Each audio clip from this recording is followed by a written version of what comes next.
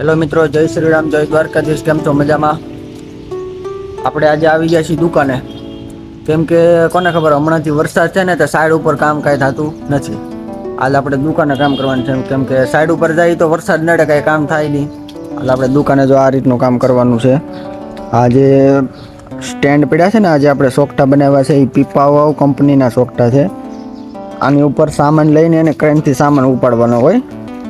હજી ચારે બાજુ આના હૂક આવે, એ હૂકથી પકડીને એને હાડરોથી સામાન ઉઠાવવાના હોય. આપણે આને આજ ફૂલ મારવાનું છે, બીજું કંઈ કામ છે નહીં. દુકાને જ કામ કરવાનું છે. આપણે ફૂલ મારશું કેમ કે વરસાદ રહ્યો એટલે વરસાદ કવર જો અત્યારમાં સાટા ચાલુ થઈ ગયા છે.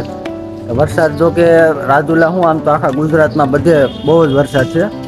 બધા એમ કહે છે કે આ વખતે બહુ વરસાદ છે. કાલે મેં તમને દેખાડ્યું એમ કેમ નાળું તોડી નાખ્યું, એટલો વરસાદ આવ્યો, એટલો પૂર હતો.